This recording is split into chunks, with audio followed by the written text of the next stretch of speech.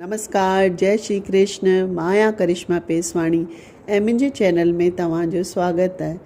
अॼु मां तव्हांखे सिंधी फेमस भोग जो भॼन ॿुधायां थी जो तव्हां सभिनीनि जो ॿुधल आहे, त अचो ॿुधूं था। प्रभु मुंहिंजा भोजन कयो स्वीकार, साईं मुंहिंजा भोजन कयो स्वीकार, तव्हांजो ॾिनल मां तव्हांखे थी अर्पियां, तव्हांजो ॾिनल मां तव्हांखे थी अर्पियां। धन्य भगत जी रुखी सुखी रोटी, पकल पारू थी जय आंदी रोटी। धन्य भगत जी रुखी सुखी रोटी, पकल पारू थी जय आंदी रोटी।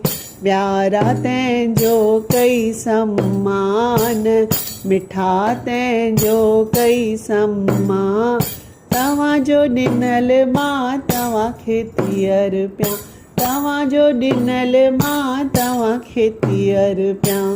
लाइ सुदामा जा दर दर दोखा, कचा चॿारे तंहिंजा चोखा। लाइ सुदामा जा दर दर दोखा, कचा चॿारे तंहिंजा चोखा।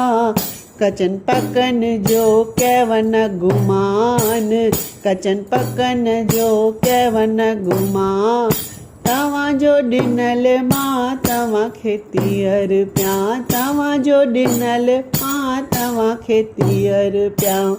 बिलणीअ ॿेर चखे चखे आंदा, वेही विसासन तंहिंजा खाधा।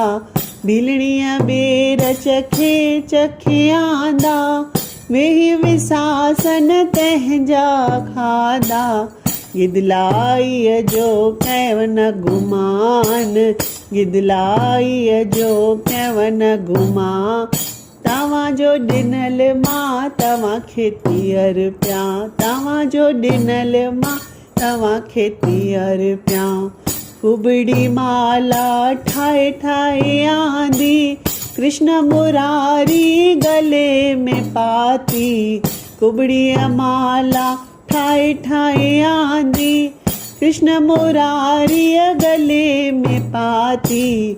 राधिका साणस घणस प्यार, राधिका साणस घणो ही प्यार, तव्हांजो ॾिनल मां तव्हांखे थी अर्पियां, तव्हांजो ॾिनल मां तव्हांखे थी अर्पियां। जीअं करे मां खिचड़ी ठाही, खारी फिकी वई तंहिंजी ठाही।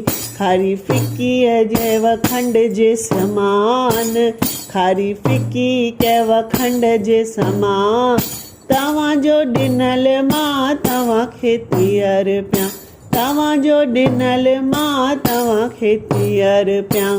जीअं तव्हां कई सभिनीनि सां भलाई, राजी थियो मूं ते रघुराई। जीअं तव्हां कई सभिनीनि सां भलाई, राजी थियो मूं ते रघुराई।